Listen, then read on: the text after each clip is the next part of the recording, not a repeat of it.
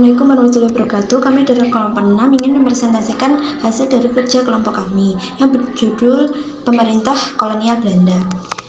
Di sini ada 4 pertanyaan. Yang pertama, alasan menguasai Belanda. Yang kedua, kebijakan yang dibuat. Yang ketiga, dampak kebijakan yang dibuat. Yang keempat, trik untuk menjaga terjadinya kolonialisme dan imperialisme di masa sekarang.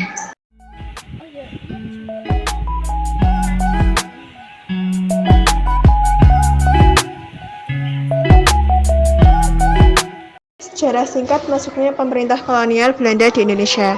Pemerintah kolonial Belanda pertama kali menginjakkan kaki di Nusantara pada abad ke-16, yang dimana pada saat itu peperangannya tidak dilakukan secara langsung. Penjajahan yang dilakukan oleh pemerintah kolonial Belanda dilakukan dengan sebuah proses, yang dimana proses tersebut dinamakan dengan ekspansi politik, yang dilakukan secara lambat, bertahap, dan berlangsung beberapa abad. Pada abad ke-16, VOC mengklaim dirinya sebagai pemilik kekuatan di bidang politik dan juga di bidang ekonomi di Pulau Jawa setelah Kerajaan Mataram runtuh. Pemerintahan kolonial Belanda. Ada 2 tokoh yang dikenal sebagai arsitek pemerintah Belanda di Indonesia, yaitu Herman Willem Daendels dan Letnan Inggris Stamford Raffles. Daendels mengatur pemerintahan pusat hingga daerah dengan cara membagi Pulau Jawa ke berbagai distrik di bawah pimpinan pegawai negeri sipil Eropa.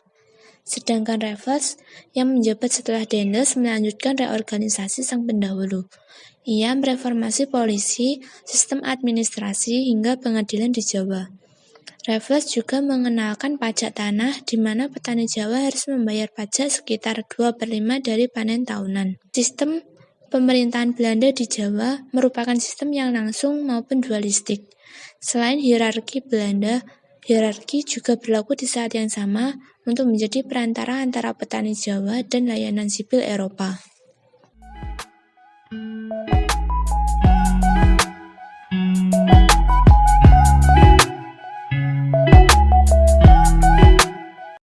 Perkenalkan, di sini saya Risma dan juga teman saya Nagita. Di sini kami sebagai narasumber akan menjawab pertanyaan yang telah diberikan oleh moderator kami. Alasan mengapa Belanda ingin menguasai Indonesia? Karena di Indonesia kaya akan rempah-rempah, sehingga tidak hanya negara Belanda saja yang ingin menguasai Indonesia, tapi negara lain pun seperti Jepang, Portugis, dan negara yang pernah menjajah Indonesia ingin menguasai Indonesia.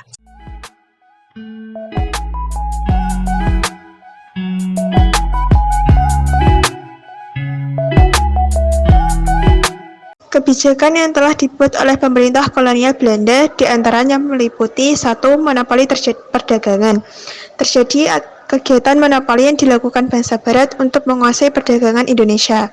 Pada mulanya, masyarakat Indonesia menyambut baik bangsa Barat karena tujuan awalnya adalah berdagang. Namun, hubungan baik tersebut berubah menjadi penjajahan dan monopoli perdagangan di Indonesia. Yang kedua, kerja paksa. Saat masa penjajahan Belanda, mereka melakukan kerja paksa yang membuat rakyat Indonesia sengsara.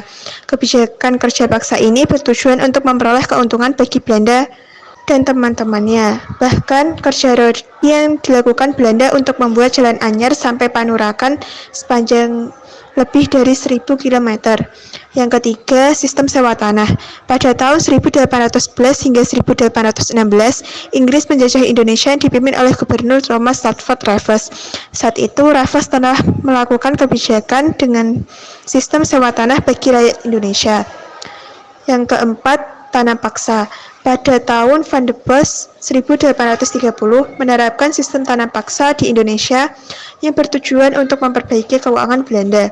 Kebijakan tanah paksa ini memiliki beberapa keuntungan yang memberatkan rakyat dan dipenuhi banyak penyelewengan. Hal ini membuat rakyat Indonesia semakin terpuruk dan banyak yang mati kelaparan akibat kekurangan gizi.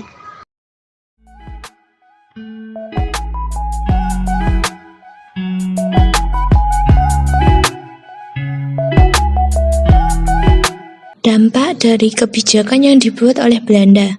Yang pertama, di bidang ekonomi. Pemerintah kolonial berhasil memanfaatkan rakyat kita untuk dijadikan pegawai administrasi yang terdidik, terampil, tapi dihargai murah. Yang kedua, di bidang sosial budaya. Adanya Belanda membuat kita terbiasa hidup dalam kotak-kotak masyarakat. Mereka dengan sengaja membuat kasta antar golongan. Yang ketiga, di bidang ekonomi. Karena tujuan Belanda di Indonesia untuk mencari rempah-rempah, mereka harus membuat infrastruktur untuk mengangkut pasokan bahan makanan.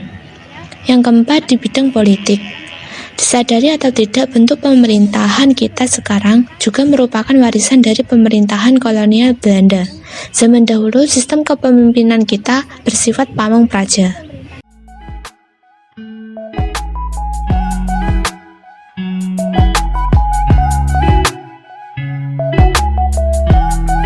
Tips and trik untuk mencegah kolonialisme dan imperialisme. Yang pertama, melestarikan budaya bangsa yang beragam, menolak campur tangan atau investasi asing. Yang kedua, menjaga keutuhan bangsa dan negara dari ancaman atau gangguan baik datang dari dalam maupun dari luar negeri. Yang ketiga, memperkuat sistem pertahanan dan keamanan rakyat semesta. Yang keempat, harus memiliki kesatuan dan persatuan di dalam rakyatnya. Yang kelima, membentuk dan membangun militer yang kuat dengan menggunakan teknologi yang tinggi. Yang keenam, tidak menanam modal asing yang masih belum resmi. Sekian presentasi dari kelompok kami, kurang lebihnya kami mohon maaf. Wassalamualaikum warahmatullahi wabarakatuh.